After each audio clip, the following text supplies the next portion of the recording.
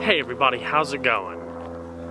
Today, I'm proud to present to you a nearly mint, practically showroom fresh example of the 1989 Buick Riviera. The first year of the newly redesigned slant-back style of the Riviera. This is going to be a full, in-depth tour. We'll start it up, show the engine, get an exhaust clip, and go over the performance data, and show you a bunch of the features on the interior as well as exterior. And so, without further ado, let's go ahead and start it up, let it run. It's a silver exterior with gray leather interior.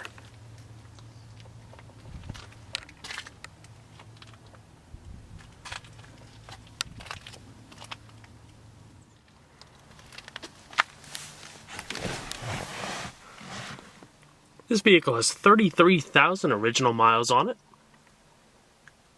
Essentially the closest thing you can get to checking out a factory fresh example of a Riviera.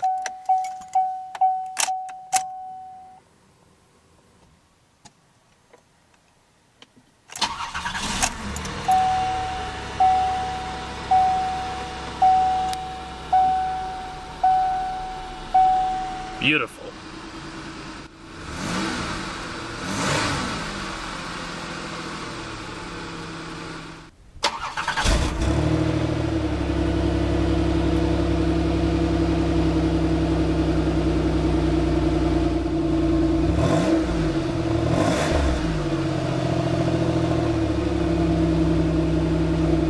The vehicle also comes with a 4-speed turbo hydromatic automatic transmission, otherwise known as the 4T60-E, with low gear selection. And let's go ahead and cut on the headlamps, as well as the hazards.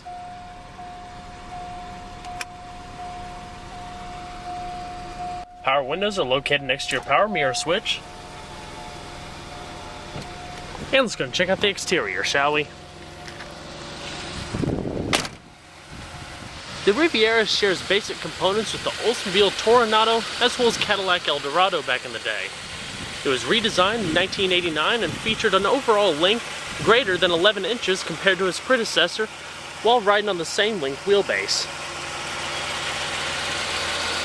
Featured glass halogen headlamps, Buick traditional chrome waterfall grille, the small Riviera emblem up top, as well as little bumper guards embedded in the bottom of the front fascia. Sloping traditional lines with modest hood accents highlighting the center of the grille. Although overall changes seem pretty modest, the vehicle is unmistakably a Riviera, with its classic design and similar proportions. Came with the standard 15-inch full wire wheel covers mounted to steel wheels. This particular one being on Bridgestone 205/70 tires. Upon activating the turn signals, you also have side cornering lamps that light up around a curve. Straight side panels with modest chrome accenting, tapering into the more chiseled rear end.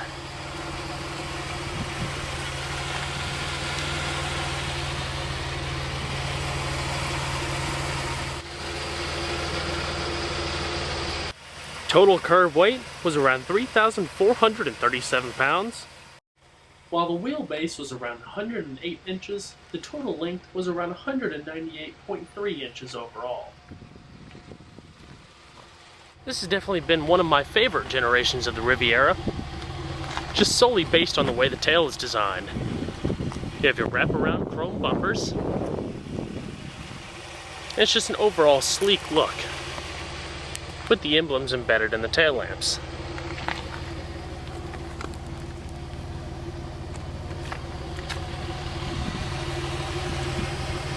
Third brake light is also located right below the rear window.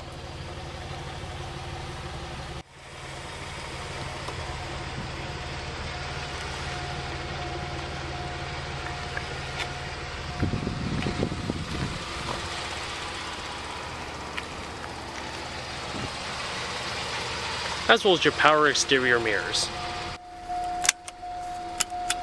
And we'll go ahead and pop the hood. The Riviera was powered by the standard famous 3800 or 3.8-liter V6. Naturally aspirated with sequential tuned port fuel injection, it put out around 170 horsepower at 4,800 RPM and 220 foot-pounds of torque at 3,200 RPM. The Riviera was also front-wheel drive with a 0 to 60 time of around 10.1 seconds and a quarter-mile time of 17.3 seconds with a top speed of an estimated 134 miles an hour. And with an 18-gallon fuel tank running on regular unleaded gas, it would achieve an EPA estimated miles per gallon rating of 18 city, 27 highway. Indestructible power plant.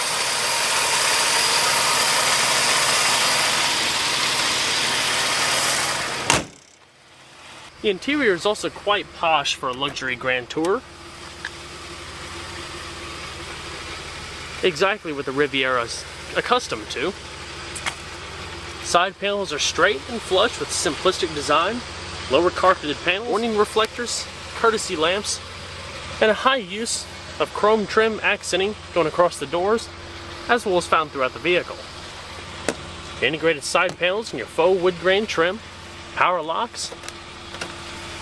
Your power seat controls are all located on the door. They are power sliding, tilting with manual recline, and an amazing amount of comfort. It's very plush, with very soft cloth, almost velour-like material going across the indented inserts in the seats themselves. And like I said, your power mirrors are located right next to your power window switch in the center console. You also have aluminum accented pedals, straight forward-facing dash, quite a unique characteristic, as well as a manually tilting steering wheel. So let's go ahead and see how she sounds.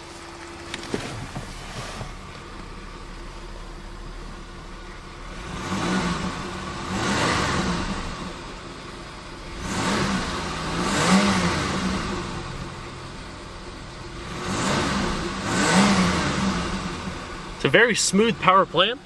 Little if no vibration transfers into the cabin, which is also quite nice.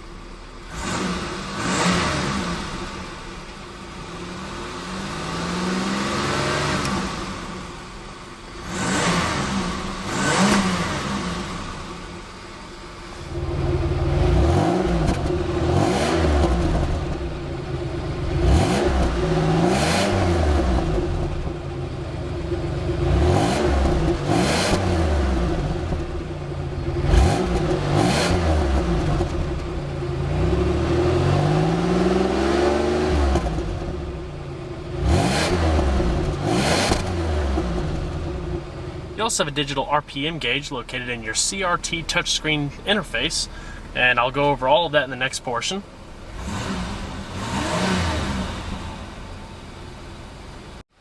And we're going to shut her up. Very tight door panels. This vehicle features the unique CRT touchscreen display. Very advanced for its age, if not too advanced for its age. It's also found in the Riata Coupe and Riata convertibles from back in the day as well. Basically, you can control pretty much all the options of the vehicle within this system, just as you would in a modern contemporary vehicle. So right now, I'm on the main radio screen, changing the volume. People keep talking about me, baby. It's amazing. When you look at it in person, it's almost like you're looking at a modest or a little small TV screen. You also have memory settings, preset stations down below, eject for your cassette deck down below. 99.7 Charlotte's classic. You also have your graphic equalizer up here. When activated, you can change all the different sound settings for the vehicle, such as your low response all the way up to your high treble response. If you didn't want to seek, you can go direct manual tuning here. Vehicle summary wields your radio, temperature, average miles per gallon, as well as current date. As far as climate control, changing your fan speeds, setting the temperature, as well as changing between your different zones, heater, economy, as well as defrost settings. It is also one-touch automatic. You do have a digital set of gauges, including your oil, voltometer, and vehicle temperature, as well as a digital RPM gauge.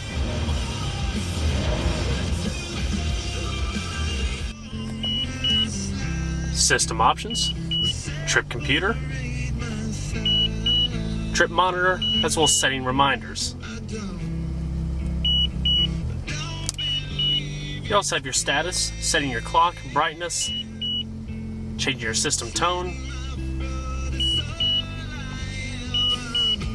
as well as diagnostics. Pretty amazing for the day.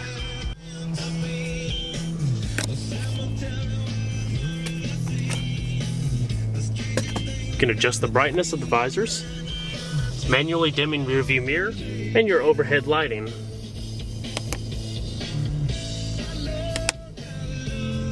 You have all of your wiper controls going down below, as well as activation of your rear defrost, turning on your cruise control here, as well as your different lighting settings of the vehicle, and activating the set, acceleration, cruise, and the such, changing between English and metric units, as well as a test button to make sure all of the instrumentation is working properly, as well as setting your trip computer, as well as changing the gas gauge to where when you reach a quarter tank of gas, you can see a much more greater approximation of how much gas you have left before it runs out. Soft padded leather stitched armrest with modest storage, your ashtray and lighter. Very nice. It's amazing how advanced this car is for the day. Go ahead and shut her down.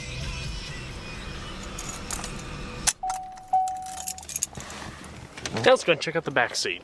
To get into the back seat, there's a little lever here. Just press it, folds forward. Very easy. And you have an extremely plush back seat. Little courtesy lamps back there.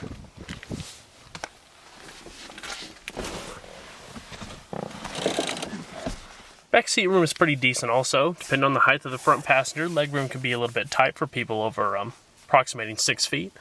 I'm 5'10", my hair is just grazing the ceiling. It's not too bad though. It's also illuminated in the back with an extra lighter.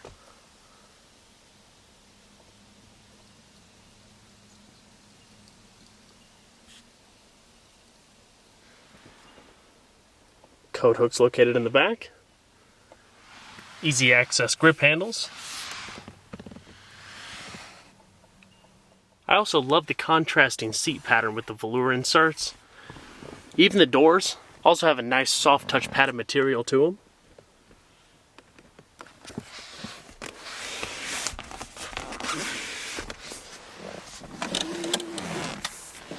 Very nice. And we'll check out the rest of the vehicle, shall we? As far as the trunk space, it is of decent size, a little bit more than you'd expect in a smaller coupe like this.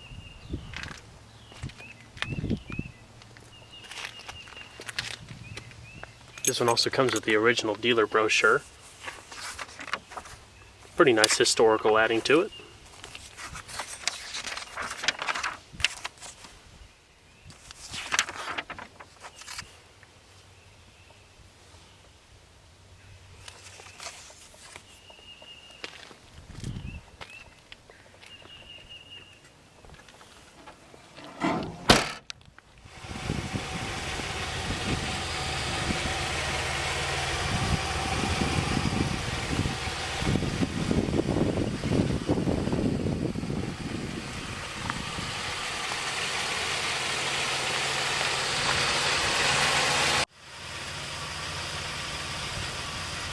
The doors themselves are also pretty heavy. They have a nice solid weight to them.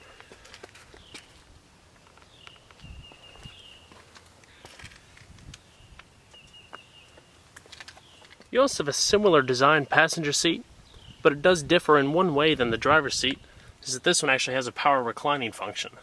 Logoed floor mats.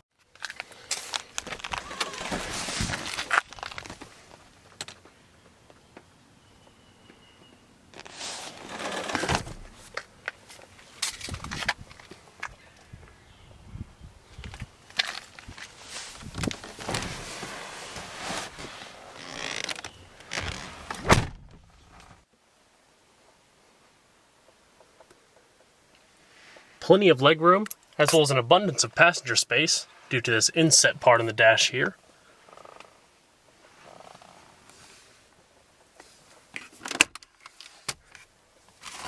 With a little modest glove box. Trunk and fuel cap release, as well as little drink coasters.